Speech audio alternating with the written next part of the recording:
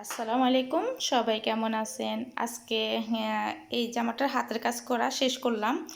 তো জামার হাতের কাজটা কেমন হয়েছে একটু জানাবেন। এই জামার হাতের কাজটা আমি এখানে লেস দিয়ে আমি জামাটা করছি। এই যে লেস,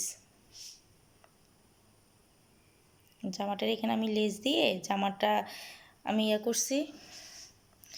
তো এই যে জামাটা কেমন হয়েছে একটু জানাবেন প্লিজ। যদি ভালো লাগে লাইক করবেন, কমেন্ট করবেন, আর বেশি বেশি করে শেয়ার করবেন।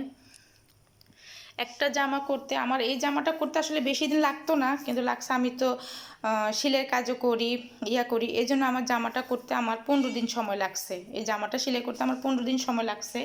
তো এটা হচ্ছে আমার ঘিয়া কালারের জামা। জি, দেখেন। তবে জামাটার ফুলগুলো আমার মেয়ে আঁকছে, আমার মেয়ে এই ফুলগুলো আঁকে দিছে। ওরই ডিজাইন, ওই মানে ফুলগুলো আঁকি আমাকে তুলে দিছে। তো এই যে গলার দিকে এরকম, আর হাতায়ও আমি লেস লাগাইছি। এই যে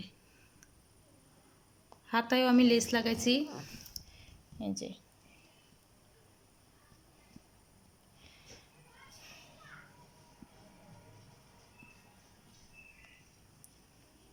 যে হাতেও আমি লেস লাগাইছি। আর গলাটা হচ্ছে পান গলা। এই যে এটা ছোটা ছোটা ফুল দিচ্ছি। এটা ছোটা ছোটা ফুল দিয়ে আমি পুরো জামাটা তৈরি করছি। এটা জামাটা আসলে আমার 10 দিনও সময় লাগতো না, কিন্তু ওই যে ঘরের কাজ আছে, তারপর সেলাইয়ের কাজ আছে। এই জামা আমি এটা হাতের কাজগুলো করি আমি অবসর সময়। তারপর কিছু কাজ তো আসলে আমি একা মানুষ, সব কিছু করতে হয়, সংসার আছে, এগুলো করতে হয়। তো আমার জামার ডিজাইনটা কেমন হয়েছে যদি আপনাদের কাছে ভালো লাগে, এটা মিষ্টি কালার উপরে ঘিয়া কালার দিচ্ছি আমি।